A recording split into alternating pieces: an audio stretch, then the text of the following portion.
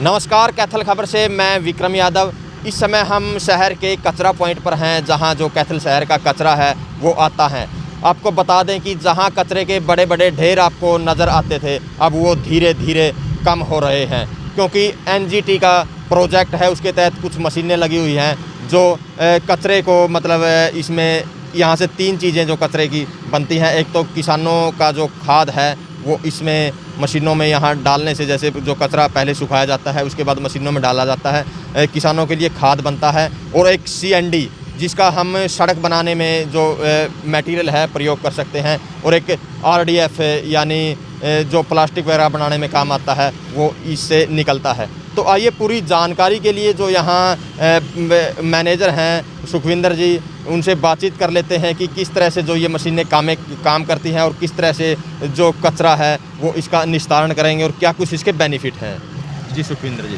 जी sir, मेरा नाम सुखविंदर सिंह है जी। और मैं ये बता देना चाहता हूँ कि जैसे ही कूड़ा आता है तो डेली डोर टू डोर वाला आता है, तो हम पहले उसकी एक विल्ड्रोज बनाते हैं। जी। ठीक है, विल्ड्रोज बनाने के बाद हमने जो कल्चर स्प्रे बना रखी है, जी। ठीक है, उसके ऊपर स्प्रे की जाती है। जी। ठीक है, स्प्रे करने के बाद इसका प्रोसेस होता है कि फिर हम उसको धूप लगवाते हैं कूड़े को। जी। ठीक है, फिर उसके बाद हम ट्रमल में यूज़ करते हैं, जेसीबी और ट्रैक्टर के द्वारा हम ट्रमल तक यहाँ तक लेके आते हैं। जी। मशीनों के द्वारा। जी। और फिर इसमें ट्रमल में डालते हैं। तो ये मशीनें हैं जो इसमें बहुत सारे कर्मचारी काम करते हैं। जी। ठीक है, तो इसको हम अलग अलग, ये मशीनें अलग अलग छांटती हैं सभी चीज़ों को। जी। तो इस मशीनों के इनर्ट अलग निकल जाती है और सीएनडी अलग निकल जाता है और आरडीएफ अलग निकल जाता है और सोयल अलग अलग निकल जाता है सभी चीज़ें। ठीक है सर, और जो सोयल है वो हमारे खेतों में काम आती है किसानों के लिए। जी। और जो इनर्ट है उसका हम बड़ा बर्थ कर सकते हैं और एसएलएफ में प्रयोग की जाती है ये। जी। जो सीएनडी है उसको हम बराव के रूप में भी प्रयोग कर सकते हैं। जी। ठीक है सर, और जो आरडीएफ है उसको हम दाना या प्लास्टिक जो बनाने में हम उसका यूज़ कर सकते हैं सर। जी। ठीक है, और जो ये मशीनें आपने देखी होगी सर, ये जो छोटी मशीन है, ये फटका मशीन लगी हुई है, ये दाना बनाने के काम आती है। और ये सभी अलग अलग पदार्थों को अलग अलग कर देती है, सोयल को अलग कर देती है और मशीनों को अलग अलग कर देती है सर। जी। हाँ जी सर। तो जिस टाइम आपने यहाँ प्रोजेक्ट लगाया, हाँ जी तो कितना कचरा था मतलब? सर, यहाँ पे बहुत बड़े बड़े ढेर लगे हुए थे कूड़े के। और जो यहाँ तक मेन गेट तक कूड़ा आया हुआ था सर। जी। तो हमने ये प्रोसेस किया सर। अब देखो बहुत काफ़ी हद तक हमने कूड़ा ख़त्म कर दिया है। जी। तो हमारी यही है कि हम शहर को साफ़ सुथरा रखें और कूड़े को हम प्रयोग में लाते रहें ऐसे ही सर। तो मतलब इसका कहीं ना कहीं बेनिफिट मिल रहा है किसानों को भी या और को भी, जैसे यहाँ से लेके जा रहे हैं? हाँ जी सर, बहुत सारे किसानों लेके जा रहे हैं किसान भी, और अच्छा इसका बेनिफिट्स भी बहुत है सर, सोयल के और खाद के बहुत। तो अगर बात करें मशीन की, तो मतलब हर दिन डेली कितना कचरा मतलब वो कर देती है ये? सर, निस्तारण कर हम देती है? 150-200 टन के बीच में हम रोज़ लगातार प्रोसेस कर ही रहे हैं सर इसका। जी। तो 150-200 टन तो हम प्रोसेस कर ही देते हैं इन मशीनों के द्वारा। जी।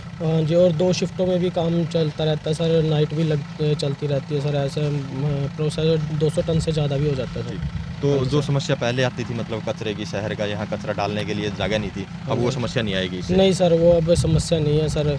अब बहुत अच्छा काम चल रहा है और काफ़ी कर्मचारियों को यहाँ पे रोज़गार का भी साधन मिला हुआ है। यहाँ पे बहुत सारे लोग, यहाँ पे आपने देखा ही है कि भी कर्मचारी काम कर रहे हैं यहाँ पे। तो मतलब ये कब तक जीरो हो जाएगा कचरा? सर, कूड़ा तो कभी जीरो होता ही नहीं है सर। नहीं, जैसे जो कि ये ढेर दिख रहे हैं। हाँ जी सर, ये सर 15-20 दिनों तक हमारा यही लक्ष्य है कि हम इसको जल्दी से जल्दी ख़त्म कर दें सर कूड़े को। तो हम जैसे ही इसका प्रयोग करते हैं, अभी रेगुलर मशीनें चली रही हैं जी। तो हम इसको जल्दी से जल्दी ख़त्म कर देंगे सर। तो ये थे हमारे साथ जो प्रोजेक्ट मैनेजर हैं सुखविंदर जी। जैसा कि इन्होंने बताया कि जो कचरा है अब यहाँ जो बिल्कुल ज़ीरो हो जाएगा, क्योंकि जो ये मशीनें लगी हुई हैं, इससे आप देख भी सकते हैं कि जेसीबी की सहायता से कैसे मशीनों में डाला जा रहा है कचरा। उसके बाद 3 अलग अलग जो भागों में डिवाइड हो रहा है।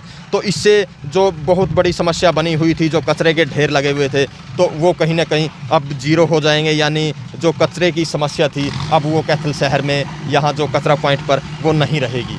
तो इससे ये काफ़ी सालों का जो कूड़ा इकट्ठा हुआ पड़ा था डंपिंग साइट पे, एनजीटी की जो हिदायत हैं उनके अनुसार हम इसका जो निस्तारण किया जा रहा है, डिस्पोजल किया जा रहा है, बड़ी साइंटिफिक तरीके से कर रहे हैं उसमें।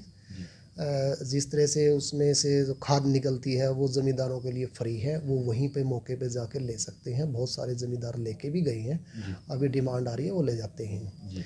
जहाँ तक रोड़ा बजरी सीमेंट इस टाइप की कोई कचरा निकलता है वो हम गलियाँ बनाने में, सड़क बनाने में, नीचे भर्ती में काम ले रहे हैं। जो प्लास्टिक निकलती है हम प्लास्टिक को रिसाइकलर को दे रहे हैं, जिससे उसके प्लास्टिक का दाना बनेंगे, बाद में पाइप बनेंगे या और जो भी चीज़ें हैं वो रिसाइकलर को दे रहे हैं। एक इसमें निकलता है पुराना कपड़ा, वो जिस तरह से सोनीपत में है, पावर प्लांट है, सीमेंट फैक्ट्री है, हम उसको वहाँ पे भेज रहे हैं। बढ़िया ही तरीके से बिल्कुल इकोसिस्टम से इसको किया जा रहा है। और अगले 1 महीने बाद आपको वहाँ कूड़ा का नामो निशान नहीं मिलेगा। वो जितना बड़ा इतना डंप साइट थी, भरा हुआ था सारा का सारा, वो आपको खाली मिलेगा अगले 1 महीने में। हम उसके अंतिम चरण में हैं। तो इस वीडियो को ज़्यादा से ज़्यादा शेयर भी करें, लाइक भी करें, कमेंट भी करें, ताकि ज़्यादा से ज़्यादा लोगों तक यह मैसेज पहुंच सके।